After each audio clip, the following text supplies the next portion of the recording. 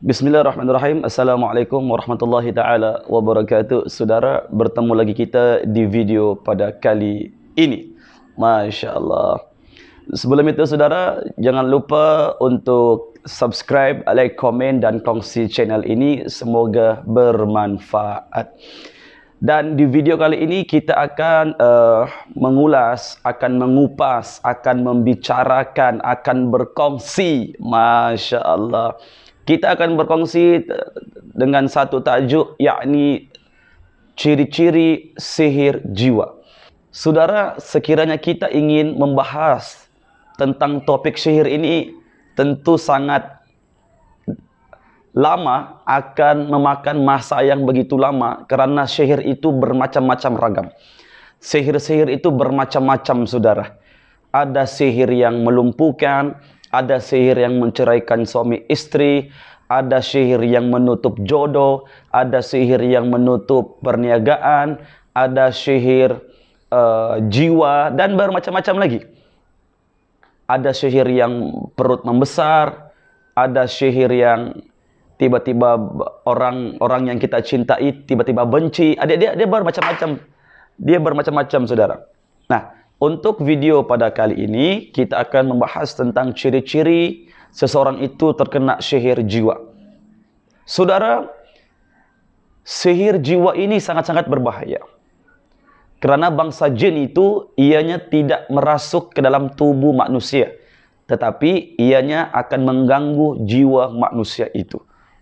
Kebanyakannya ketika bangsa jin itu masuk mengganggu ke dalam wilayah jiwa seseorang itu, kesan daripada gangguan itu manusia tersebut boleh menjadi gila.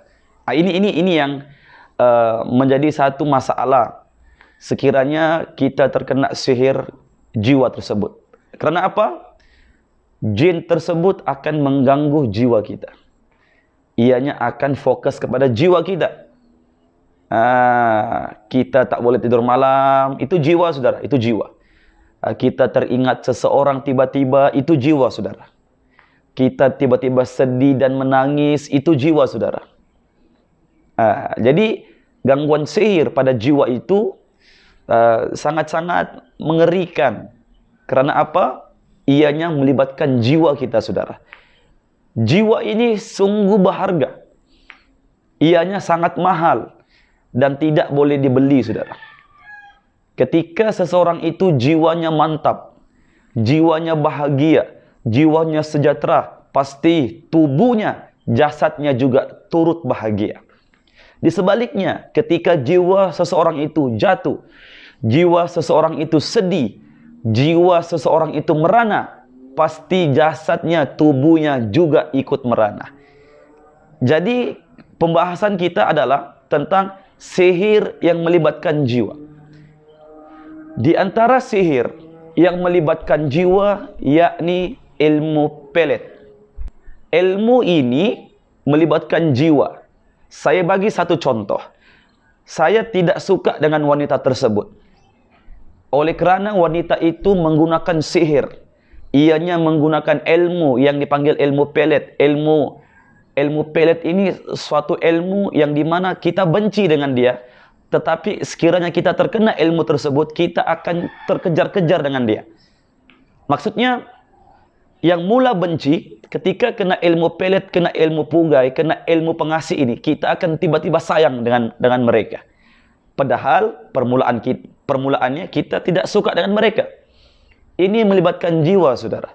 Cinta, kasih dan sayang, kebahagiaan, kesejahteraan, kedamaian, keikhlasan itu bermula daripada jiwa. Jadi di jiwa inilah sebenarnya kontrol kepada jasad. Seandainya jiwa kita merana, jasad akan merana. Kalau jiwa kita sengsara, jasad akan sengsara. Betapa pentingnya menjaga jiwa ini saudara. Nah, dipanggil kerohanian. Jadi, sudah pelbagai kes yang saya alami ketika seseorang itu terkena sihir jiwa, rawatannya sangat-sangat rumit karena ianya melibatkan jiwa. Kalau bahasa hospital, ianya dipanggil anxiety, yakni kemurungan. Itu bahasa hospital, dipanggil anxiety. Dan kalau bahasa dalam rawatan, dalam bahasa ilmu-ilmu kebatinan apa semua, ini melibatkan sihir. Nah, ciri-ciri seseorang itu terkena sihir jiwa. Yang pertama, ianya sering mendengar ada panggilan-panggilan suara. Ada panggilan, contoh namanya si wanita ini Amina, contoh Amina, dia memanggil seperti itu dan dia dengar, dia mencari-cari. Tidak ada orang panggil dia. Kadang situasi ini berlaku pada waktu subuh atau pada waktu malam. Maksudnya ada suara gaib yang menyeru nama kita, sedangkan orang tersebut tidak ada, tidak wujud, tidak kelihatan, tidak nampak. Itu ciri-ciri sihir jiwa. Ianya memanggil jiwa kita. Ianya mau rampas kita punya semangat itu. Dan sihir ini wujud, saudara. Ianya wujud. Ciri-ciri sihir jiwa yang kedua, kita tidak suka dengan seseorang itu. Ketika kita terkena sihir jiwa ini, otomatis kita akan suka dengan dia. Kita akan terkejar-kejar dengan dia. Kita akan terhege-hege kejar dengan dia. Bermaksud, kita sudah terkena sihir jiwa. Yang mula-mula tidak suka, ketika kena sihir jiwa ini, kita akan otomatis akan mengejar dengan si wanita, dengan si lelaki tersebut. Kita lost control. Sebab kita sudah dikendalikan oleh bangsa jin tersebut untuk suka kepada mereka, sedangkan fitrah kita, diri kita tidak menyukai mereka. Kan? Yang ketiga, ciri-ciri seseorang itu terkena sihir jiwa, ianya sering bermimpi didatangi oleh wanita ataupun oleh lelaki. Kalau ia seorang wanita, ia akan kerap bermimpi didatangi oleh lelaki. Kalau dia seorang lelaki, ianya akan kerap bermimpi didatangi oleh wanita. Bermaksud, ianya sudah terkena sihir jiwa. Yang keempat, seseorang yang terkena sihir jiwa ini, degupan jantungnya tidak stabil. Degupan jantungnya sering kencang, dub-dub-dub, kencang. Perasaan tidak enak. Emosi tidak stabil. Kuat marah. Menunjukkan kita sudah terkena sihir jiwa. Yang kelima, seseorang itu terkena sihir jiwa, sering menyendiri. Sering menyendiri, tidak ingin berkumpul dengan orang. Nampak orang ramai, dia resah, dia lemas, dia gelisah. Nah, bermaksud, ianya sudah terkena sihir jiwa. Yang seterusnya, seseorang itu terkena, ciri-ciri seseorang itu terkena sihir jiwa, yakni sering sedih. Dia sering sedih. Sedih. Dia pun tidak tahu kenapa dia sedih. Tiba-tiba sedih. Bermaksud, orang ini sudah terkena sihir jiwa. Yang seterusnya, orang yang terkena sihir jiwa tersebut, ya, mengingat seseorang. Dia sering ingat seseorang itu. Sedangkan seseorang itu sudah meninggalkan dia. Ya, meninggalkan dia, saudara, bukan meninggal dunia. Meninggalkan dia. Maksudnya hubungan sudah tidak ada, sudah berlalu 2, 3, 4 tahun yang lalu. Tapi ingatannya masih ingat dengan dia lagi. Ingat dengan si Anu, ingat sama si orang tersebut. Nah, seseorang yang terkena sihir jiwa ini, ya, tidak boleh tidur malam. Ianya gelisah. Gelisah. Nah, jadi itu diantara seseorang itu terkena sihir jiwa tersebut. Dan sihir ini, dia tidak akan ganggu kita punya jasad. Jasad kita, ianya tidak akan ganggu. Dia akan ganggu jiwa kita. Makanya saya sebutkan tadi di awal video ini, sihir jiwa ini sangat-sangat berbahaya. Karena ia melibatkan satu harta yang berharga, yakni jiwa. Kalau jiwa ini dia dapat kuasai, saudara, bangsa jin ahli sihir itu dapat kuasai jiwa kita ini, kita akan istilahnya kita akan hancur.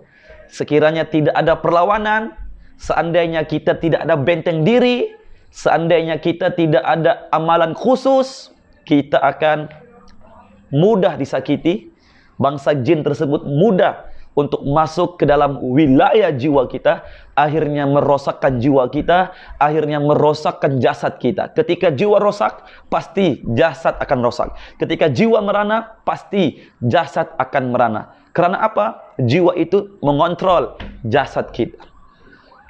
Ketika kita dilanda masalah, itu jiwa akan bermain. Bagaimana untuk menyelesaikan masalah? Berpikir. Sebagai contoh, seseorang yang putus cinta, ianya tidak akan makan, tidak akan mandi. Yang jadi mangsa jasadnya. Jasadnya akan kelaparan. Tidak makan. Jasadnya tidak akan mandi. Sebab berpikir, saudara. Akhirnya perkara ini akan berlanjutan. Jadi nasihat saya, sekiranya kita mengalami ciri-ciri yang saya sebutkan tadi, carilah perawat-perawat, tukang ubat yang berdekatan untuk membuka, untuk membatalkan sihir tersebut. Karena efeknya, kesannya kalau tidak dirawat boleh menjadi gila. Thumma na'udzubillahi min zalik. Semoga kita dijauhkan daripada sihir jiwa tersebut. Amin ya rabbal alamin. Jadi itu sahaja perkongsian saya di video kali ini. Saya ulang lagi semula, saudara. Jangan lupa untuk subscribe, like, komen, dan kongsi channel ini. Semoga bermanfaat. Dan kita akan berjumpa lagi di video yang seterusnya. Kita akan bahas tentang sihir. Kita akan bahas tentang saka. Kita akan bahas tentang santau. Kita akan bahas masalah-masalah yang melibatkan gaib, batin, dan ilmu hikmah. Dan berkaitan dengan alam mistik. Dan insyaAllah sampai berjumpa di video yang seterusnya. Semoga saya dan kita semuanya tetap dalam lindungan jagaan Allah, insya Allah. Sampai berjumpa di video seterusnya. Barakallahu fikum. Wassalamualaikum warahmatullahi ta'ala wabarakatuh.